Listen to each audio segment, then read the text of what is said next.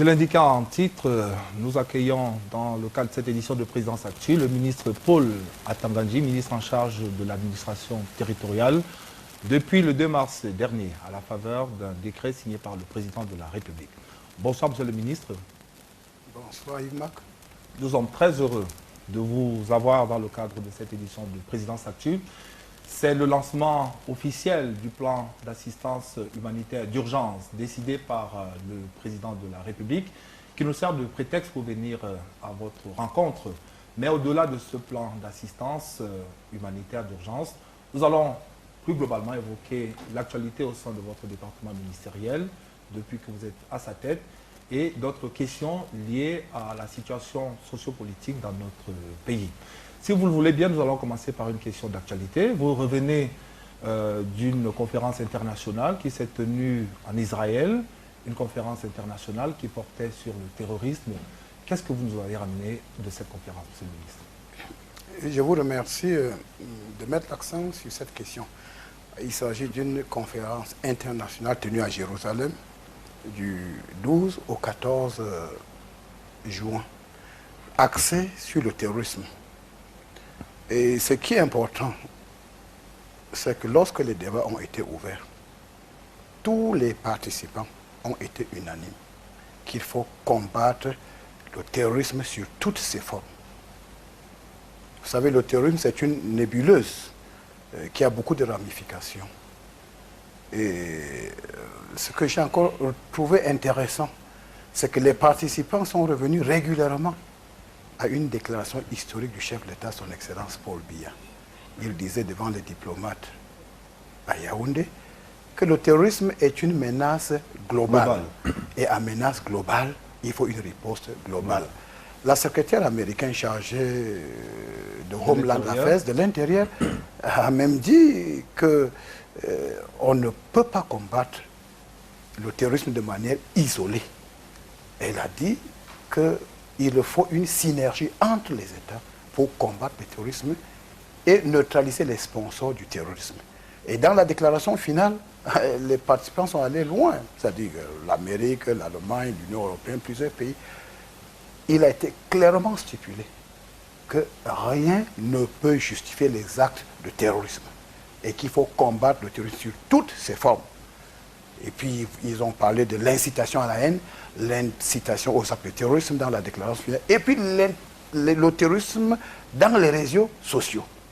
Les participants ont constaté avec regret et amertume que malheureusement, aujourd'hui, les réseaux sociaux, n'est-ce pas, on peut le dire comme ça, c'est-à-dire c'est une boutique, n'est-ce pas, le laboratoire. Un laboratoire par excellence, où les actes terroristes sont planifiés et mis en exécution, où on recrute même les terroristes. Donc, je crois que c'était une conférence vraiment très importante, et j'y suis allé sur des très hautes instructions du chef de l'État, qu'il a pensé que le ministre de l'Administration intérieure devait participer à cette conférence pour amener quelque chose. Donc, pour me résumer, c'est le monde entier qui condamne le terrorisme, et c'est ça la déclaration finale de cette conférence internationale tenue à Jérusalem. Revenons au Cameroun, monsieur le ministre, revenons précisément à vous. Vous êtes originaire de la région du Nord-Ouest, du département de la Mézam. Le discours ambiant tente à présenter les originaires des régions du Nord-Ouest et du Sud-Ouest comme des personnes, des citoyens camerounais marginalisés. Qu'est-ce que vous en dites? Moi, je pense que cette prétendue marginalisation des anglophones est une thèse abracadabrantesque. Donc elle est boiteuse. Elle ne tient sur rien du tout. Vous savez, si vous avez le temps de consulter les journaux, ce n'est pas la première fois que des groupuscules se lèvent pour dire que les anglophones sont marginalisés, ils sont maltraités au Cameroun. Mais ma réplique a été toujours la même. Moi, je leur ai dit, statistiques à l'appui, d'abord, je l'ai dit il y a 25 ans, parce que les gens ont tendance à penser que ces agitations ont commencé aujourd'hui. Non, je peux dire qu'en 1993, le chef d'État a reçu le 30 septembre 1993 une délégation de la région du Nord-Ouest qui venait dire au chef de l'État que les anglophones n'ont mandaté personne pour revendiquer leurs droits à quelque niveau que ce soit, que le Cameroun est un pays uni, un et indivisible. Et que les anglophones, je peux même dire, le mot anglophone, je ne l'aime pas, parce qu'il s'agit des Camerounais qui s'expriment en anglais. Parce qu'aujourd'hui, il y a une confusion, on parle anglophone. Non, je crois que sincèrement, mais on s'exprime en anglais. Mais il ne faut pas forcément être de la région du Nord-Ouest ou du Sud-Ouest pour être anglophone. C'est ça le débat aujourd'hui. Donc j'ai toujours dit que le chef de l'État a donné aux anglophones un traitement préférentiel depuis 1982. Donc nous avons eu beaucoup de postes, de responsabilités, 25 ans de primature, ainsi de suite. Donc nous avons énuméré. Donc déjà en 1993, et si vous allez dans les archives de Cameroun Tribune, vous allez voir ce que j'avais déclaré, que les anglophones doivent plutôt dire merci au chef de l'État pour tout ce qu'il nous a donné. Et vous êtes d'ailleurs revenu à la charge 10 années plus tard, en 2003. En 2003, exactement. Alors, en 2003, j'avais carrément, c'était le titre de Cameroun Tribune. Au Cameroun, les anglophones ne sont pas marginalisés par la Tangan-Djepol. Mais qu'est-ce que je prends la peine d'expliquer aux gens? Vous ne pouvez pas parler de marginalisation dans un contexte où vous contrôlez plus de 40% des postes dans l'administration centrale. Alors, je leur ai dit. Et puis, à chaque fois que les hommes honnêtes lisent mes publications, ils reviennent vers moi pour dire, vraiment, on n'était pas au courant, bon, les gens veulent nous induire en erreur. Non, je leur dis non. Et je leur ai toujours dit, l'histoire est têtue. Le chef de l'État arrive au pouvoir en 1982. Sa première visite officielle était à Bamenda en 1983. Le 9 février 1983, le chef de l'État était à Bamenda et il s'est exprimé en anglais. Et c'était déjà un message fort pour reconnaître les deux langues officielles du Cameroun. Et le chef de l'État dit, Bamenda is my second home. On a même introduit le chef de l'État le fonds des fonds. Nous étions en 1983. En 1984, le chef de l'État est revenu à Bamenda le 27 octobre pour le comice agro-pastoral. En 1985, le chef de l'État est venu à Bamenda pour la création, enfin pour le congrès de l'UNC qui donnait naissance sur le RDPC. Le RDPC. Alors vous voyez donc, en 1983, le chef de l'État est à Bamenda. En 1984, le chef de l'État est à Bamenda. En 1985, le chef de l'État est à Bamenda. Et je dirais même que lors de la célébration du cinquantenaire de l'armée, le chef de l'État a amené cette célébration importante à Bamenda.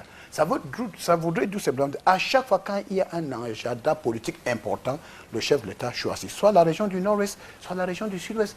Vous savez le débat autour des célébrations des cinquantenaires de la réunification. Bon, il y a un courant de pensée qui disait que les accords de Fumban étaient à Fumban, 1960, que c'était logiquement normal d'aller célébrer à Fumban. Mais le chef de l'État, dans un discours officiel, a dit que la réunification, les cinquantenaires de la réunification, sera célébrée à Boya.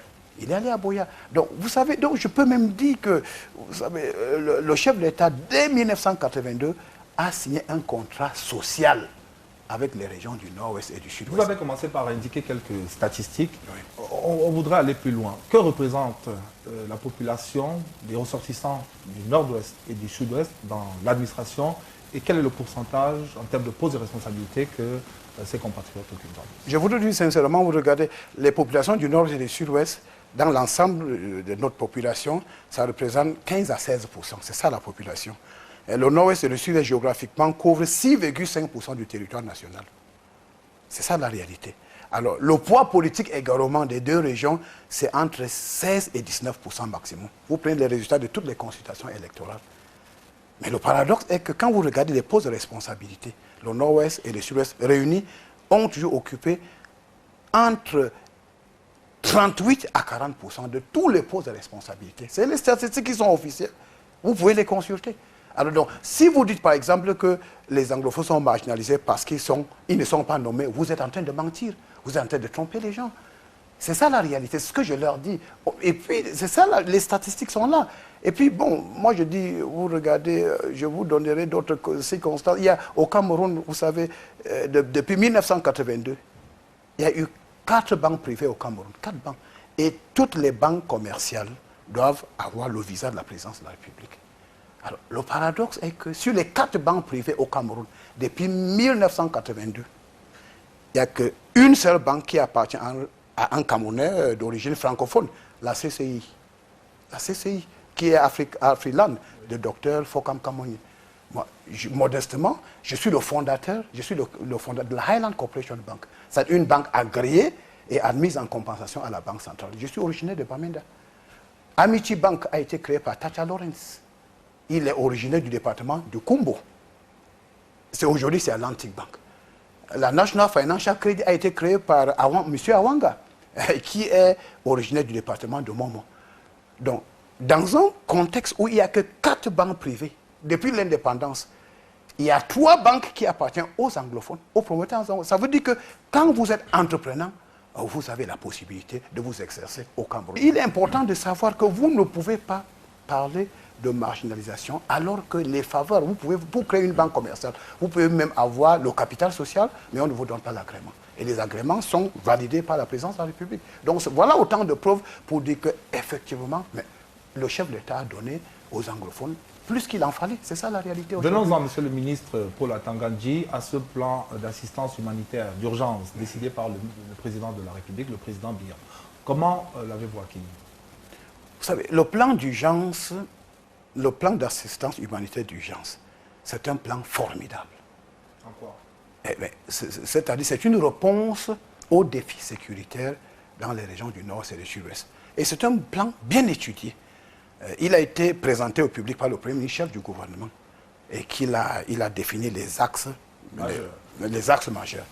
Assistance aux personnes en détresse, donc assistance matérielle, financière, sanitaire, la reconstruction des biens détruits par les terroristes et puis l'aide aux agriculteurs. Voilà les grands axes. Et il y a 17 ministères qui sont concernés par l'exécution du plan. Donc, vous savez, c'est une fois de plus. Et puis, il faudrait savoir que c'est un plan qui vient comme les autres plans et que le chef de l'État a mis en place à chaque fois qu'il y avait des défis sécuritaires ou humanitaires qui concernaient notre pays. Il a fait dans la région...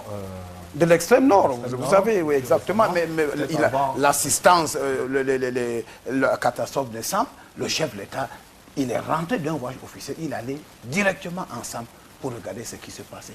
Il a apporté, n'est-ce pas, le soutien aux personnes en détresse. Il a fait à Boya. À Boya, exactement. Du Mont Cameroun. À Girvidik, lors des inondations, à chaque fois que les Camerounais étaient confrontés à des catastrophes ou à des misères. Parce qu'il faut le dire, les terroristes nous ont plongés dans cette situation. Donc le chef de l'État a demandé qu'on fasse, n'est-ce pas, le point de la situation.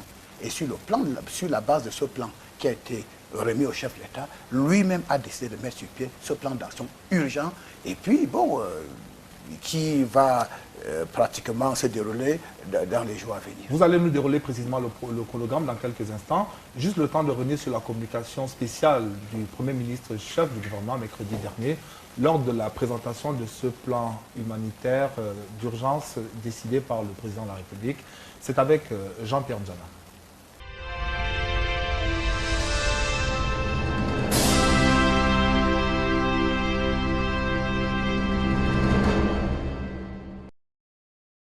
Au commencement étaient les revendications des enseignants et des avocats du Nord-Ouest et du Sud-Ouest. Dans sa posture de père de la nation à l'écoute de tous ses enfants, le chef de l'État a jugé ces revendications pertinentes pour la plupart et instruit que des réponses probantes y soient apportées. Pendant que les pouvoirs publics s'attelaient à mettre en œuvre les instructions présidentielles, des extrémistes de la diaspora et leurs relais internes ont au fait de substituer aux revendications corporatistes un projet sécessionniste. En plus des appels à la violence et à la haine, ces extrémistes sont passés aux actes en perpétrant de nombreux crimes et exactions dans cette partie du pays. On a ainsi pu recenser des attaques contre des établissements scolaires, des édifices administratifs et de sécurité, des voies de communication. Plus grave et plus audacieuse encore, il y a eu de nombreuses atteintes à la vie des éléments de nos forces de défense et de sécurité.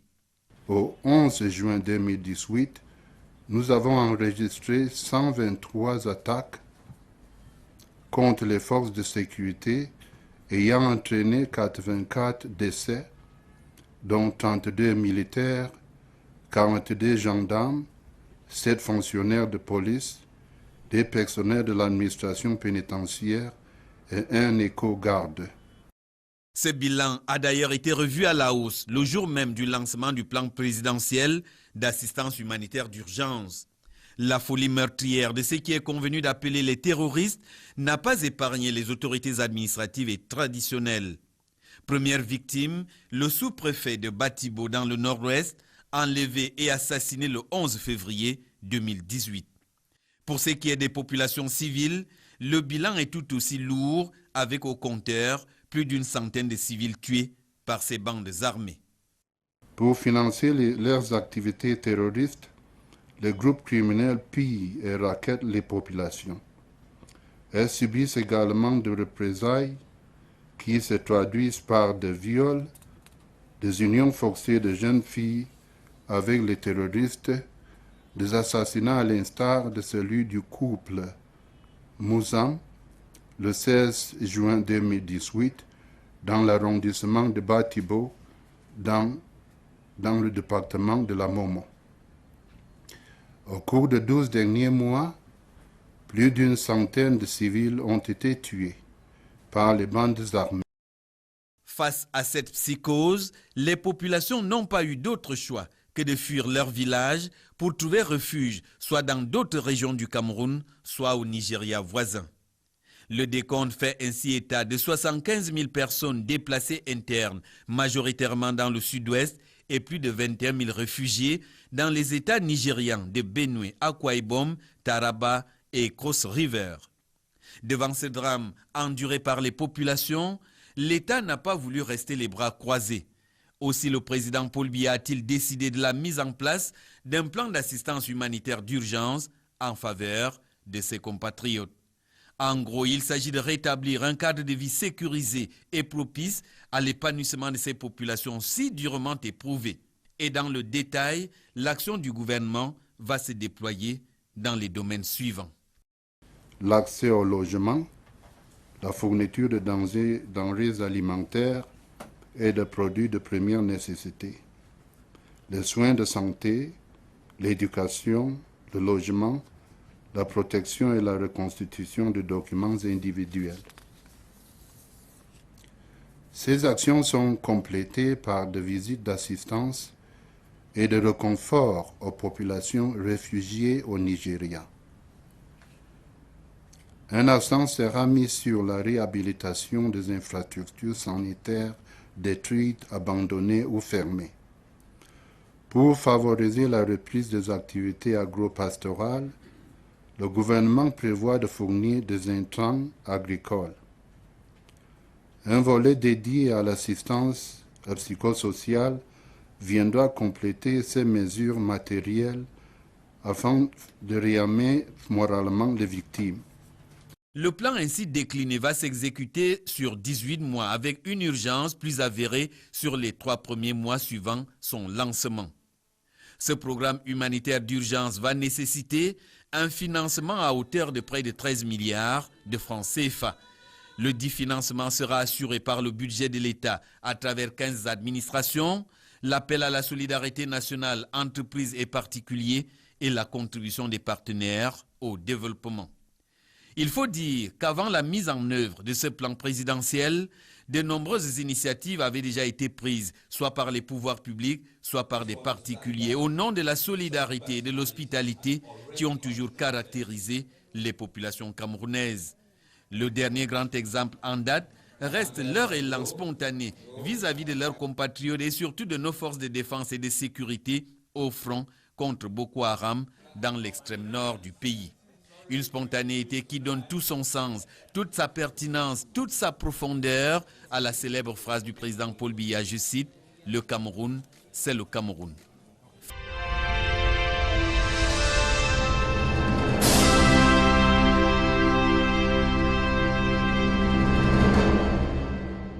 Retour à vous, Monsieur le ministre, pour la Tangandji. Le plan d'assistance humanitaire d'urgence a donc été officiellement lancé mercredi dernier par le Premier ministre chef du gouvernement.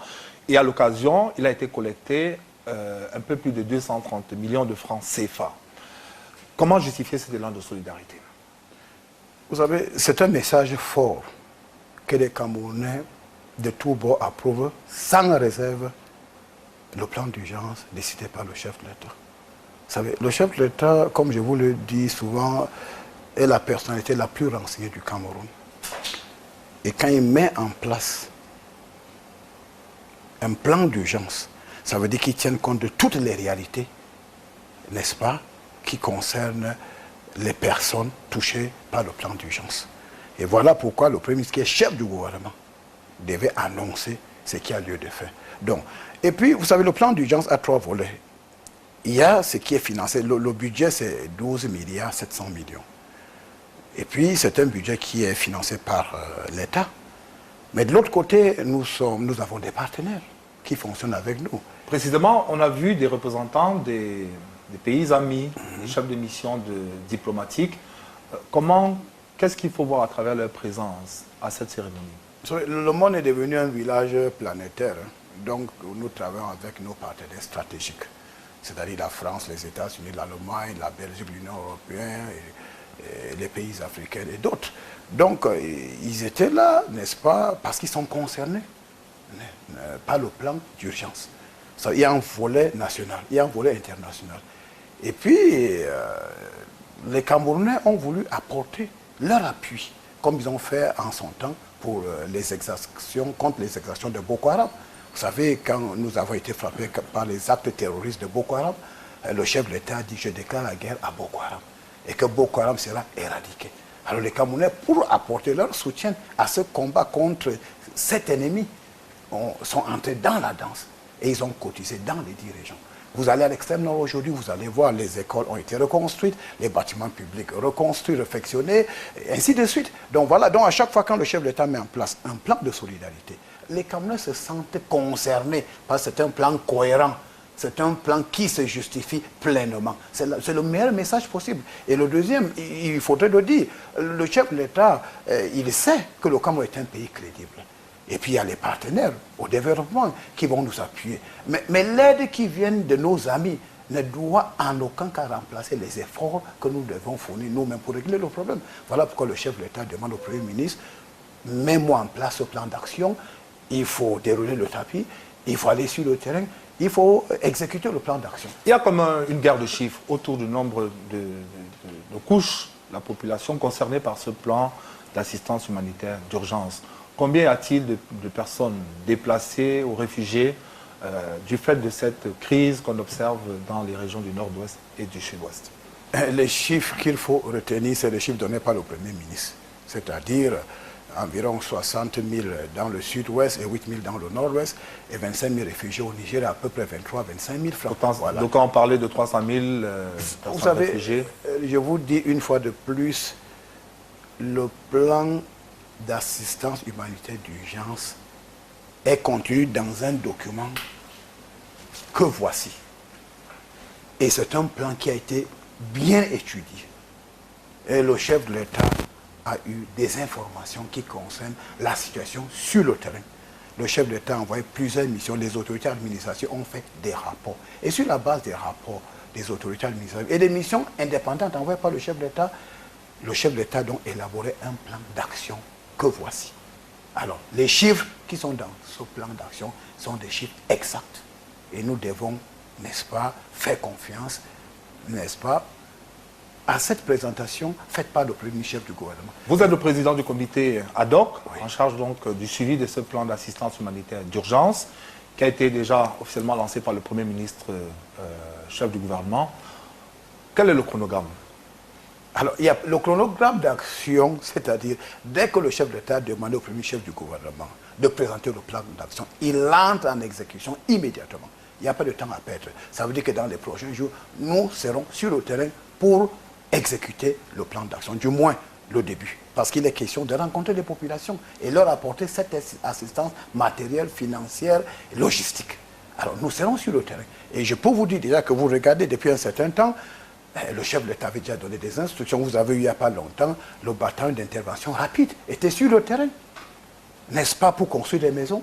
Mener des actions civiles ou militaires. Tout à fait. Donc il y a des populations qui ont bénéficié, on a construit des maisons, on a refait des maisons.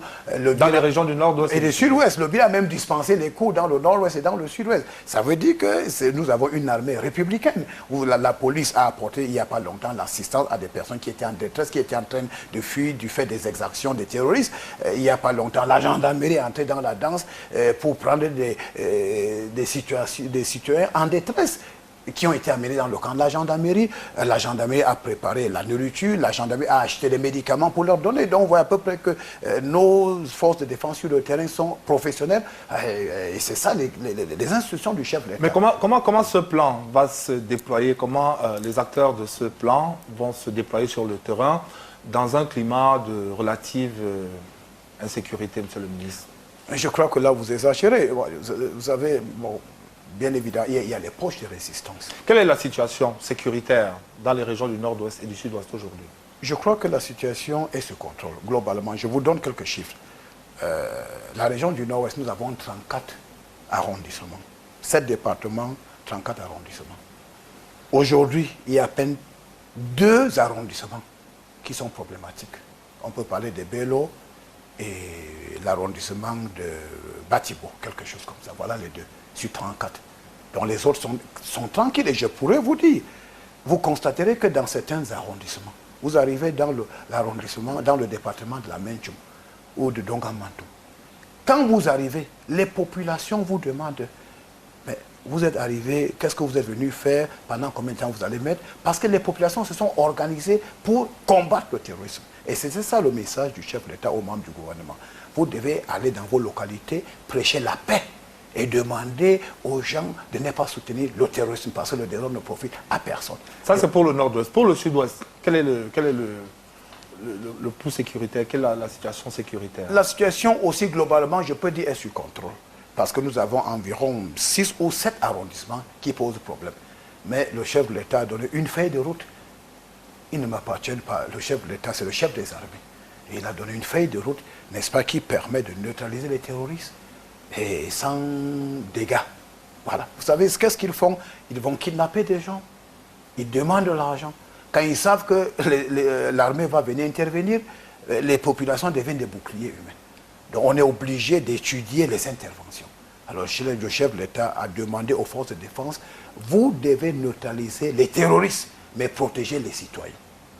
Protéger les innocents, les citoyens qui sont vraiment des innocents. Donc je crois que, et puis c'est sûr, voilà pourquoi il y a des moments où nous voyons par exemple que les terroristes sont identifiés quelque part. Mais quand les forces de défense constatent qu'il y a beaucoup de populations, on est obligé de faire une intervention chirurgicale, de telle sorte que les terroristes sont neutralisés, mais les populations sont également protégées. Paul Atangandji, ministre en charge de l'administration territoriale, à combien peut-on estimer le nombre de terroristes qui opèrent actuellement dans les régions du nord-ouest et du sud-ouest et qui créent la psychose? Est-ce que c'est contenu, confiné, ou alors c'est un mouvement généralisé, comme d'aucuns veulent le faire croire? Je vous dis, honnêtement, nous avons affaire à des bandits de grands chemins et des terroristes. Et vous voyez ceux qui sèment la terreur dans certains... Je parle de proches de résistance parce que globalement la situation est sous contrôle. Ceux qui ont été... les wanted, comme on peut dire, dans les régions du nord-ouest et du sud-ouest, on peut compter que dans le nord-ouest, il y a environ moins de 150 personnes. Pour la plupart, c'est les repris de justice. La plupart, c'est et dans le sud-ouest, ils sont moins de 300. Et quand vous regardez, quand vous lisez bien les rapports de la police et de la gendarmerie, la plupart de ceux qui travaillent pour le compte des sécessionnistes, qui sont aussi des terroristes, ils sont plus la plupart les repris de justice. C'est ça la vérité. Alors voilà pourquoi il y a eu cette synergie. Vous regardez les images, il n'y a pas longtemps, vous avez vu qu'un innocent a été découpé en morceaux. Et il a été mis dans une marmite. Et on était en train de le préparer comme, je ne sais pas, la viande ou une sauce tomate. Voilà des atrocités. Vous avez vu qu'il y a des forces de défense, un gendarme qui a été tué et sa tête a été décapitée. Et ils ont utilisé sa tête comme le ballon. Ils étaient en train de jouer avec la tête d'un être humain. Donc c'est des atrocités qui sont inacceptables. Voilà pourquoi je crois que le message est clair. Comment dans ces conditions amener les populations à vaincre la peur, à retourner dans les localités. Je crois que les populations ont vaincu la peur. Hein, parce qu'aujourd'hui, il y a une étroite collaboration entre les populations et les forces de défense. Parce que cette population, c'est elle qui est menacée. Et puis cette population, comme on dit communément, le désordre ne profite à personne. Voilà pourquoi dans la plupart des localités aujourd'hui, les populations ont dit assez, enough is enough. Donc ils ne peuvent plus accepter le désordre. Le chef de l'État a mis en place un plan d'action humanitaire qui est largement, n'est-ce pas, approuvé par les populations. Donc je peux vous dire que c'est un plan d'action qui va se dérouler sur le terrain. Et puis je ne vois pas ce qui peut nous empêcher de nous allons, on va régulièrement dans nos régions. Est-ce que vous êtes retourné dans le nord-ouest, votre région d'origine, depuis votre nomination, depuis votre arrivée au gouvernement, M. le ministre Atangandji? Je peux vous dire, je vous donne quelques statistiques. Et depuis décembre 2016, quand les avocats et les enseignants ont commencé à faire des réclamations et qui a dégénéré à ce que nous connaissons aujourd'hui, je suis allé à Bamenda 27 fois. Donc pratiquement, chaque semaine, je suis à Bamenda. Et parce que le chef de l'État a demandé à tous les responsables de descendre sur le terrain, discuter avec les populations, éduquer les populations, pour que les populations ne soient pas manipulées par des terroristes. Et le Premier ministre est allé à Bamenda, il est allé dans la région du Nord 6 fois, et à chaque fois que le Premier ministre arrive, le Premier ministre a fait le tour des départements pour expliquer aux gens que le fédéralisme a échoué. Et nous sommes dans un État unitaire décentralisé. Et c'est ça la logique. Le Premier ministre a engagé un dialogue voulu par le chef de l'État. Il a discuté avec les élites. Il a discuté avec les chefs traditionnels. Il a discuté avec les enseignants. Il a discuté avec les syndicats. Mais quand j'ai été nommé, le chef de l'État m'a demandé de descendre sur le terrain pour discuter avec les gens. J'ai discuté avec les chefs traditionnels, avec les enseignants. Je leur ai même donné l'arbre de la paix, que c'est l'arbre de la paix du chef de l'État. Le chef de l'État est un homme qui veut la paix. Et le chef de l'État va défendre cette paix si chèrement acquise. On a du mal à comprendre justement, Monsieur le ministre, on parle de dialogue inclusif. Le chef de l'État n'a eu de cesse d'avoir la main tendue, d'avoir le sens de l'écoute, d'avoir une posture de quête incessable de solutions au profit de ses compatriotes, de ces deux régions, mais plus globalement de l'ensemble du pays. Mais il y en a qui persistent à parler, à rechercher le dialogue. De quel dialogue parle-t-on finalement? Mais je crois que le chef de l'État est le président de la République et il a un mandat du peuple. Lors de son discours de fin de l'année, le chef de l'État a parlé du dialogue dans un cadre institutionnel. Je crois qu'il a été très clair. Le dialogue dans un cadre institutionnel. Ça veut dire que nous sommes ouverts au dialogue. Mais quand le Premier ministre était à Bamenda, quand il est allé dans les régions du Nord-Ouest et du Sud-Ouest, enfin, il a discuté avec tout le monde. C'est ça le dialogue. Parce que quand le Premier ministre descend sur le terrain, il discute avec les populations, avec les groupes sociaux, avec tout le monde, les syndicats, les enseignants, et puis ils font des rapports. Quand le chef du gouvernement arrive à Yaoundé, il fait une présentation au chef de l'État qui apprécie. Et voilà pourquoi la plupart des revendications des avocats et des enseignants ont été satisfaits. Je dirais même que le chef de l'État est allé au-delà de ce que réclamaient les avocats et les enseignants. Les preuves sont là. Alors c'est ça le dialogue. Mais vous ne pouvez pas me dire, Yves-Marc, qu'un homme qui a tué les gendarmes,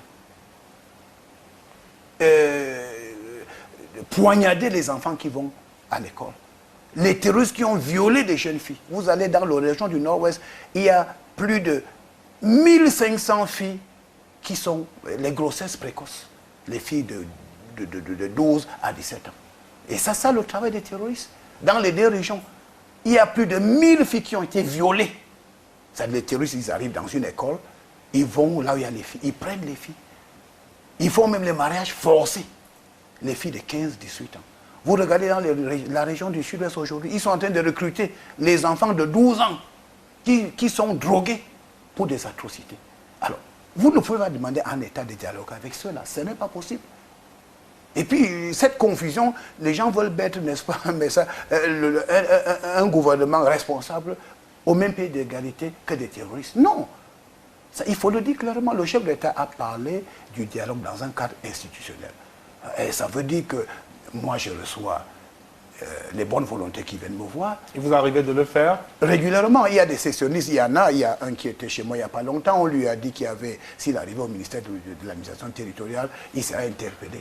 Mais, et je lui ai demandé qu'il vienne, il est venu, je l'ai reçu, il a discuté avec moi. Et quand il est parti de mon bureau, depuis 2 mois, il travaille en étroite collaboration avec le gouvernement. Donc le message est clair. Donc, il y a un plan d'urgence humanitaire approuvé.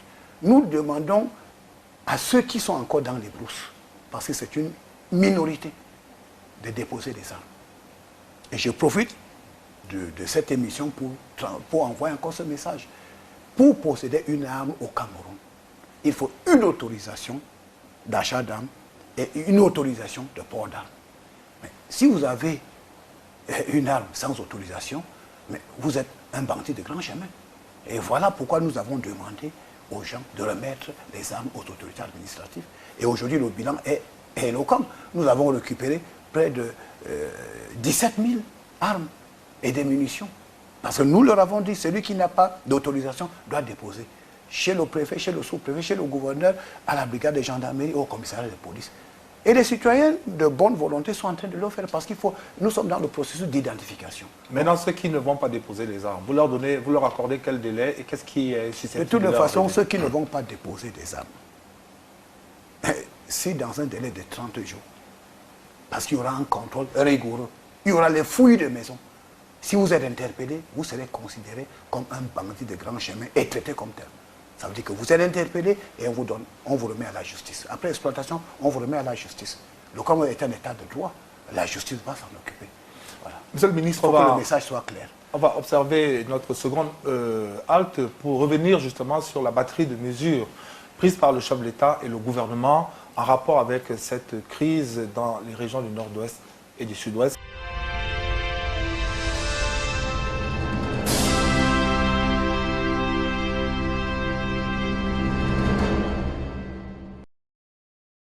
Il faut remonter au mois d'octobre 2016 pour situer les origines de la situation qui depuis lors perturbe l'activité socio-économique dans les régions du nord-ouest et du sud-ouest.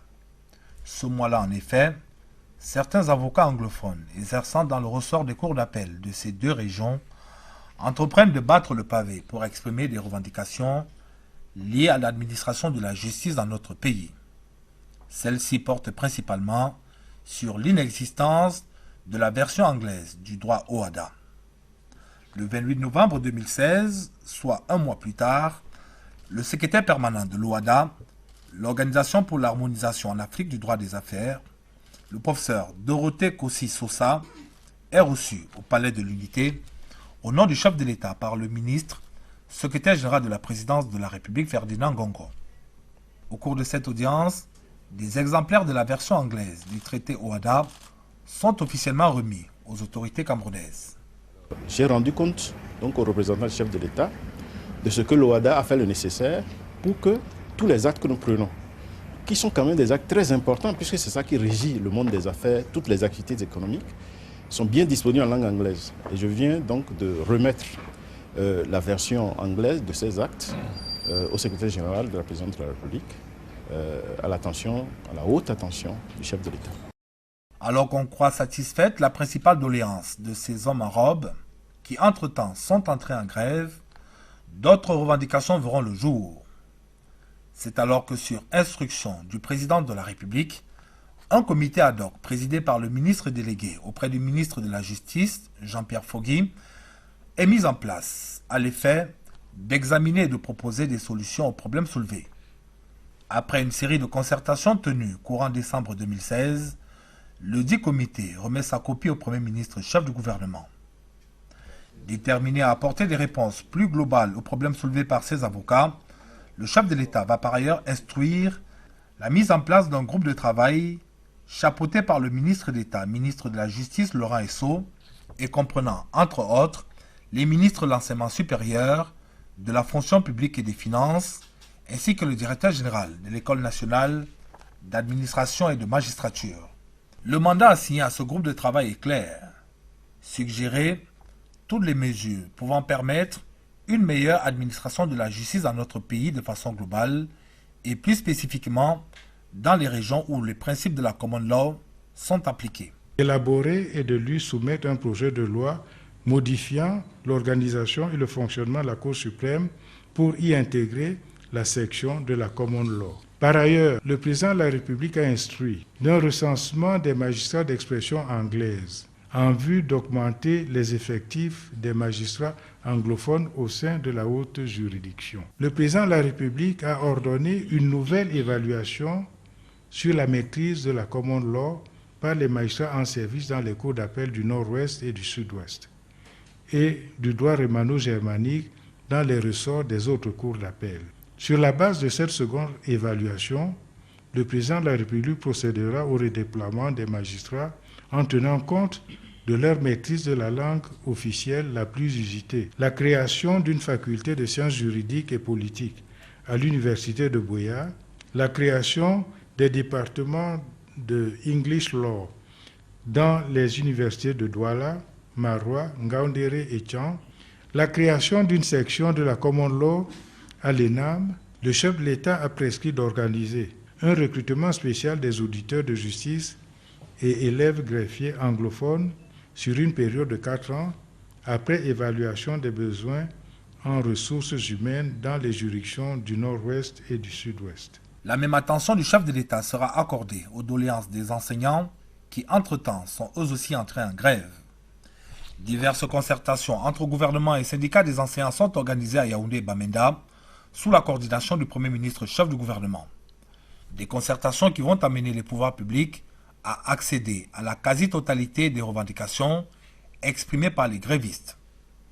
Parallèlement à cela, le président Biya ordonne la dotation d'une enveloppe de 2 milliards de francs CFA pour renforcer le système éducatif anglophone, un recrutement spécial de 1000 jeunes enseignants dotés d'une parfaite maîtrise de la langue anglaise et l'affectation dans les établissements anglophones d'enseignants dont la première langue est l'anglais, en veillant toutefois au respect des principes de l'intégration nationale. S'adressant à la nation le 31 décembre 2016, le président de la République va réitérer sa disponibilité à rester à l'écoute de ses compatriotes et sa volonté à aller plus loin pour consolider notre vivre ensemble. Que l'on se comprenne bien, il n'est pas interdit d'exprimer des préoccupations dans la République.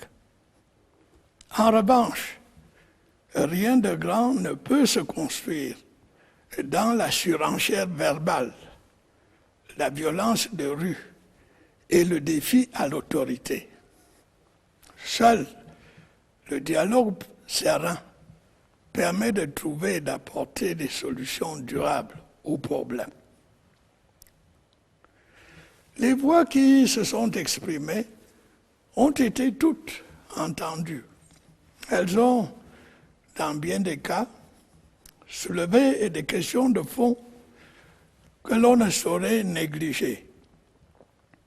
J'ai instruit le gouvernement d'engager un dialogue franc avec les différentes parties concernées pour trouver des réponses appropriées aux questions posées. Je les invite à participer sans préjugés aux différentes discussions. Joignant le geste à la parole, le président Biya va le 23 janvier 2017 signer le décret portant création, organisation et fonctionnement de la Commission nationale pour la promotion du bilinguisme et du multiculturalisme au Cameroun, dans l'optique de maintenir la paix, de consolider l'unité nationale du pays et de renforcer la pratique quotidienne du vivre ensemble de ses populations. Ce décret sera complété par 3 autres signés ceux-là le 15 mars dernier par le chef de l'État. Cette série de décrets porte cette fois nomination du président, du vice-président et des membres de cette commission. Dans ces conditions, peut-on valablement mettre en doute la main tendue du chef de l'État, sa disponibilité au dialogue et sa détermination à faire du Cameroun un pays où l'ensemble des fils se sentent fiers d'appartenir à une même nation.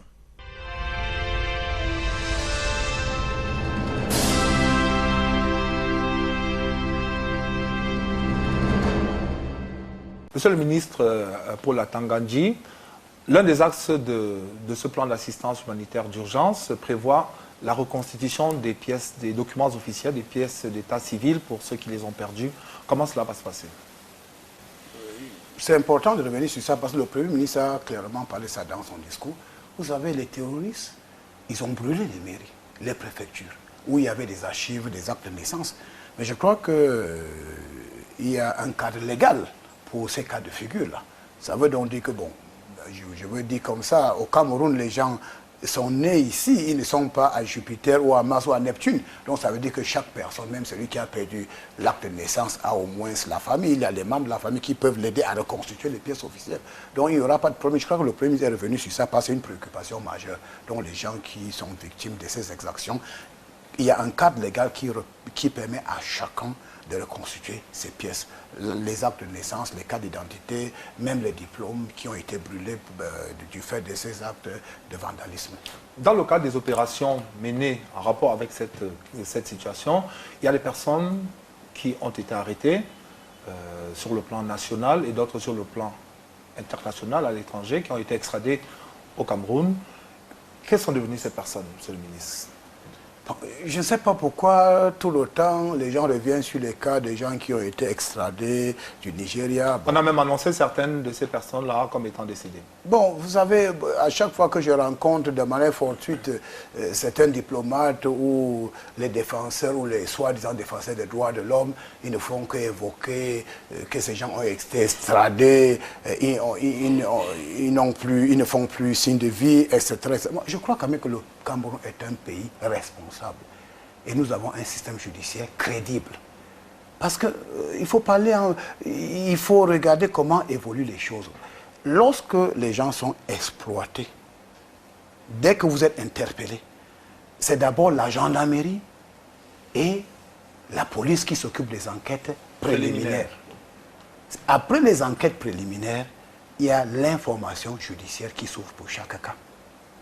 Alors, quand le juge d'instruction ou le procureur de la République ouvre l'information judiciaire, mais c'est lui maintenant qui peut donner le permis pour les visites. Parce que parfois, vous savez, parfois la détention est nécessaire pour la manifestation de la vérité. Il faut le savoir. Parfois vous êtes gardé pour vous protéger. Vous croyez que ces gens-là qui ont tué, qui ont pillé, qui ont violé, mais si on les laisse, les populations vont les lyncher. C'est ça la vérité. Les populations vont les lyncher. Donc, quand ils sont gardés par l'État, c'est pour leur propre sécurité qu'ils sont gardés. Vous savez, quand ils sont arrivés à la gendarmerie, vous avez vu ce qui se passait? Il y avait une foule de près de 1000 personnes autour de la gendarmerie. Pour en découdre avec les gens qui ont été extradés. Et chacun disait que ma maison a été brûlée, mon enfant a été violé, mon fils a été tué, ainsi de suite. Mais la gendarmerie a dû faire face, a dû user de beaucoup de tact pour calmer la population. Donc ces gens sont en détention pour leur propre sécurité. Et parce qu'il est important de le dire, les gens ne doivent pas s'interroger sur la crédibilité de la justice. La justice est crédible au Cameroun. Vous savez, au début de ces perturbations, il y a 165 qui avaient été interpellés. Le chef de l'État a ordonné l'arrêt de procédure pour environ 115 personnes. Ceux-là ont été libérés. Ensuite, à la fin de l'information judiciaire, les magistrats ont libéré encore peut-être 45 personnes. Et il est resté, par exemple, 9 personnes qui ont été jugées. Et sur les 9 jugés, il y a 6 qui ont été condamnés. Alors donc, sur près de 160 personnes qui ont été interpellées depuis le début de la crise ou des perturbations, il y a eu 6 condamnations de 10 à 15 ans de prison. Alors que les crimes commis, le procureur avait requis la peine capitale. Les peines maximales. Non, le procureur, le parquet avait requis la peine capitale. C'est ça la vérité. Parce qu'ils ont tué, ils ont poignardé, ils ont violé, ils ont commis des pires atrocités. C'est-à-dire, les terroristes du Cameroun ont fait pire que Boko Haram. Ils ont fait pire que Boko. C'est ça la vérité. Parce que je n'ai pas vu Boko Haram préparer des êtres humains dans les marmites. Boko Haram a fait des atrocités, mais je n'ai pas vu Boko Haram préparer les êtres humains découpés dans les marmites. C'est des visages que nous avons vus. Alors donc, c'est pour vous dire, honnêtement, les gens doivent être patients. Le président de la République a prouvé par le passé et que si vous avez été interpellé, parce que dans ces actes terroristes, Il y a les commanditaires, ceux qui planifient, et il y a ceux qui sont recrutés pour exécuter les actes terroristes. Et il y a ceux qui financent. Il y a ceux qui financent et ceux qui accompagnent. Donc, si, par exemple, vous avez interpellé 150 personnes, mais les informations, c'est-à-dire d'abord l'enquête préliminaire et l'information judiciaire va établir les responsabilités de tout un chacun. Alors, pour ceux dont les charges n'auront pas été suffisamment retenues, le juge d'instruction à la fin de l'information judiciaire peut accorder les non-lieux. Ça veut dire qu'ils vont être libérés. Mais il y a des personnes dont... mais il faut comprendre que lorsqu'il y a des indices concordants de culpabilité qui pèsent sur certaines victimes, mais on ne peut pas demander qu'on vous accorde une liberté provisoire.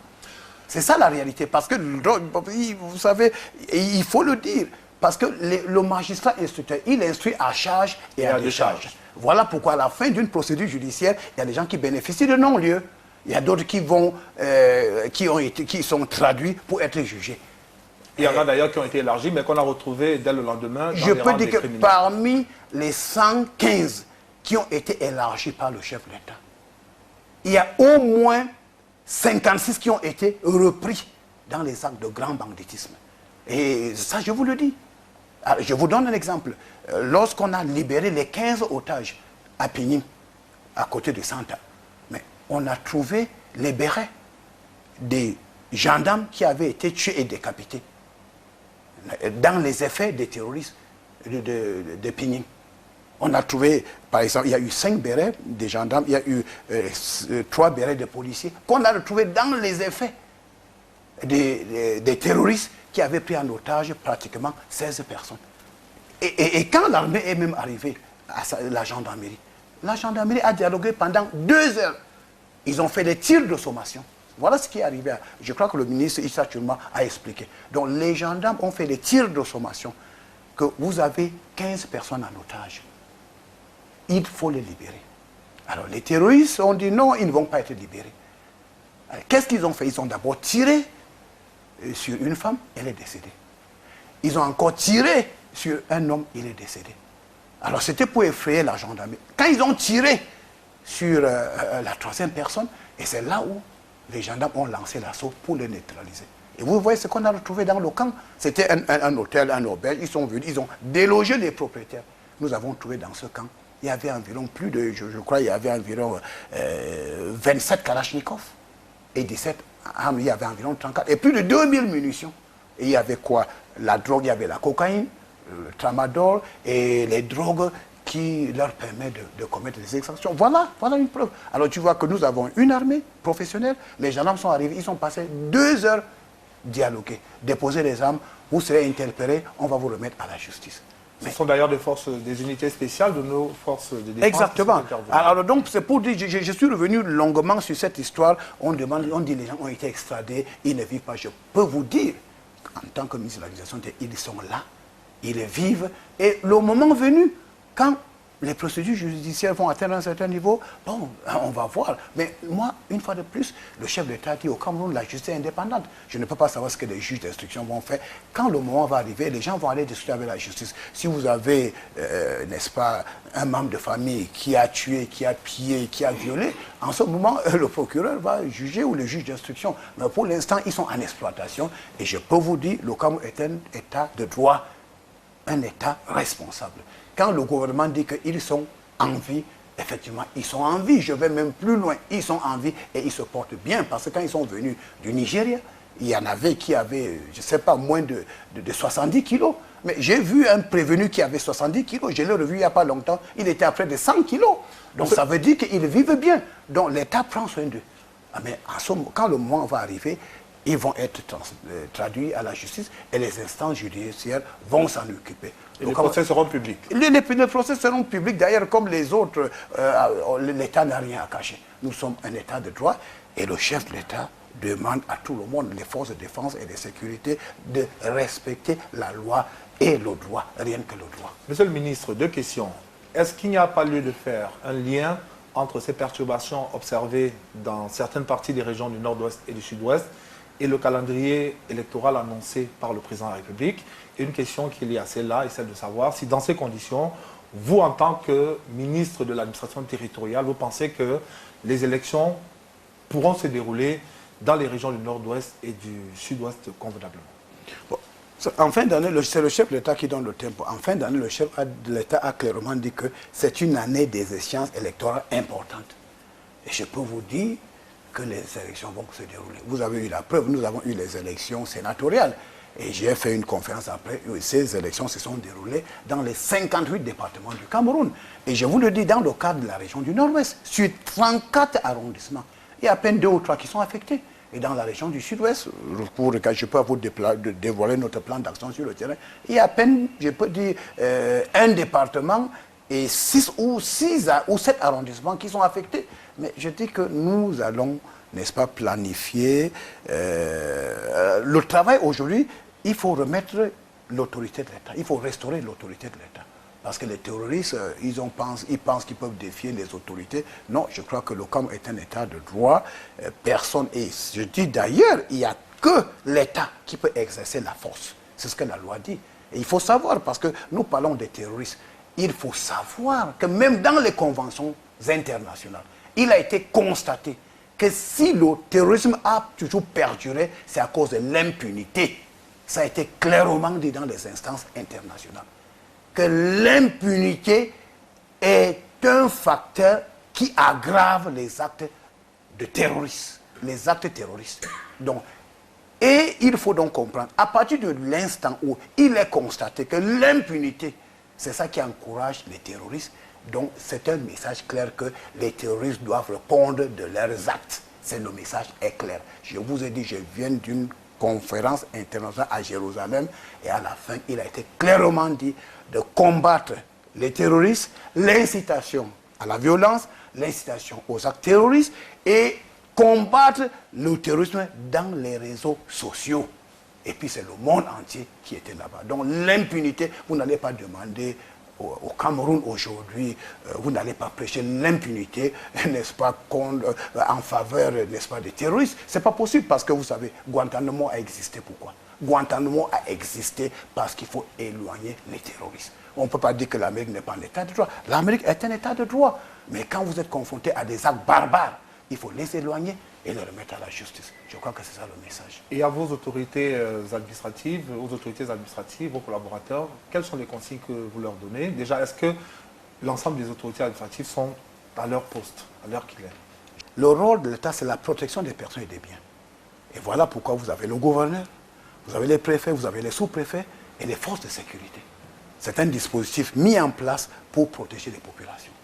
Et aujourd'hui, je crois que dans les régions du Nord et du Sud-Ouest, il y a les poches de résistance. Vous savez, c'est une guerre parfois asymétrique. Les terroristes, on dit qu'ils sont dans les poches. Il y en a qui vivent parmi nous, qui sont dans une maison. Et puis ils sortent de manière isolée, ils se mettent à tirer. Ils ne sont pas, il y en a qui sont en brousse, mais il y en a qui vivent. Il y a des complicités à tous les niveaux. Il y a beaucoup de complicités, c'est ça la vérité. Il y a des complicités. Surtout en ce moment où la situation semble avoir basculé à certains endroits dans du grand banditisme. Mais vous savez, lorsqu'on kidnappe des citoyens, et on leur demande de donner 50 millions, donner 100 millions. Mais je vous dis sincèrement, l'État ne négocie pas avec les terroristes. Il n'est pas question de négocier. Il n'y aura aucune négociation avec les terroristes.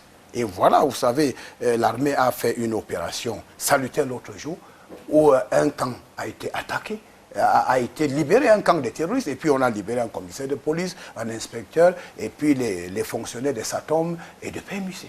Alors quand nous avons rencontrer, n'est-ce pas, les responsables de ces sociétés, on leur a dit, l'État ne négocie pas avec les terroristes. Laissez-nous, nous allons prendre des dispositions nécessaires. Et ces dispositions ont été prises. Voilà, donc je dis que le message doit être clair. Donc si vous croyez que vous allez kidnapper des gens pour demander de l'argent, vous vous trompez. Ça ne va pas perdurer. Alors, la toute dernière question, Monsieur le ministre, c'est celle de savoir, déjà, où sont allés les 230 ou 236 millions de francs CFA qui ont été collectés l'autre jour à l'hôtel de ville de Yaoundé. Vous les avez gardés dans votre poche, dans votre maison. Et à quoi va servir cet argent concrètement? Comment vont s'opérer les répartitions? Bon, je vous parle d'abord que le budget du plan d'urgence d'assistance humanitaire, c'est 12 milliards 700 millions. Ce que je voudrais vous dire, il faut bien comprendre que le ministre de l'administration coordonne les opérations. Donc l'aspect financier ne nous concerne pas, il faut être clair. Le ministre de l'administration territoriale... C'est pas vous qui gardez l'argent. Je ne peux pas garder l'argent. Ça sera une zone de dispersion pour moi. Vous savez, il y a 16 administrations qui sont concernées. Il y a 16 ministères qui travaillent étroitement. Nous faisons des réunions, des stratégies, et il y a des priorités, et nous travaillons sur la base de ce plan d'action mis en place par le chef de l'État. Donc le MINAC ne peut pas à la fois superviser, n'est-ce pas, l'effectivité des opérations sur le terrain et s'intéresser à l'argent. Je ne peux pas avoir ce temps, c'est ça la réalité. Donc il y a des dispositions légales, comment les fonds sont gérés en pareille situation. Je laisse à ceux-là ce volet. Moi, mon rôle en tant que ministre de l'administration, c'est de coordonner le plan d'action. C'est-à-dire, il y a un plan d'action qui doit commencer, le chef de l'État veut les résultats. Le chef de l'État souhaite que les populations touchées soient assistées de manière convenable. Donc, je dois m'atteler à cette tâche-là. Vous irez au Nigeria aussi? De toutes les façons, il y a un plan d'action. Tout ce qui est dans ce plan d'action sera respecté. Et je peux vous dire, dans les jours à venir, nous serons sur le terrain. Je voulais tout simplement dire que l'aspect financier ne concerne pas le MINAC, parce que pour moi, c'est une zone de dispersion. Il y a un cadre légal de gestion. Et le cadre légal sera mis en place, et ceux qui sont chargés de ce volet-là vont gérer. Moi, mon problème, c'est de regarder que le plan est exécuté tel que prévu par le chef de l'État. C'est là où... Et puis, je peux vous dire vraiment qu'il sera exécuté pour le plus grand bien des Camerounais, et à la satisfaction du chef de l'État. C'est un plan voulu par le chef de l'État. Nous sommes des exécutants. Nous devons, n'est-ce pas, gérer ce plan à la satisfaction de tous. C'est-à-dire la communauté nationale, des personnes concernées et de la communauté internationale. Et même ceux qui sont en train de faire des dons, vous allez voir que, bon, à peine terminé, pas avec les élites du nord-ouest et sud-ouest, mais le sud demande qu'ils vont faire un geste, l'extrême nord, la dame, toutes les régions. Donc c'est important. Vraiment, c'est un message clair.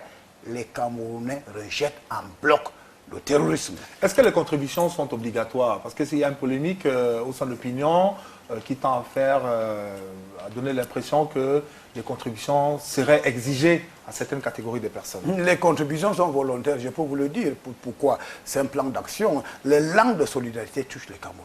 Ça veut dire que vous avez vu, dans le cas de Boko Haram, il y en a qui ont amené les régimes de plantain, les sacs de sel, il y en a qui ont donné de l'argent. L'autre jour, un homme d'affaires, à l'âge d'emploi, a donné 50 millions de francs. Et il y en a qui ont donné 10 millions, 20 millions, 30 millions. Alors, celui qui a 5 francs CFA, 50 francs, il va donner. Donc, ça ne peut pas être, enfin, il marque, ça ne peut pas être obligatoire. Si c'est obligatoire, ça veut dire que nous avons même tué, n'est-ce pas, la logique, l'esprit de cette élan de solidarité. Donc, je peux vous assurer que les gens le font de manière spontanée. Et j'ai discuté avec plusieurs personnes, ils disent que le chef de l'État vient de faire quelque chose de merveilleux. Un plan d'action pour les nord-ouest, le sud-ouest, c'est un plan qui concerne tous les Camerounais. Voilà pourquoi les régions sont en train de se mobiliser de manière spontanée. Alors ça, je peux vous le dire, il n'y a pas de problème. Et c'est pour vous rassurer, pour dire que ce plan d'action sera exécuté et les élections vont se tenir comme prévu. Merci, Monsieur le Ministre, pour toutes ces assurances. Merci d'avoir trouvé du temps de venir porter à notre connaissance, à la connaissance de nos téléspectateurs, ces informations de première main en rapport avec ce plan d'assistance humanitaire d'urgence et plus globalement encore en rapport avec le pouls de la nation. Je vous remercie. Le plaisir est le mien. Nous allons nous quitter avec quelque chose de plus gai, Monsieur le Ministre, avec ces images qui rendent compte de la cérémonie de remise des distinctions honorifiques au personnel militaire et civil de la présidence de la République. C'est un exercice auquel vous avez sacrifié il y a quelques années, pendant longtemps d'ailleurs. Cette fois, c'était placé sous la présidence, comme tous les ans d'ailleurs, placé sous la présidence du ministre secrétaire général de la présidence de la République, Ferdinand Gongo, avec à ses côtés les proches collaborateurs du chef de l'État.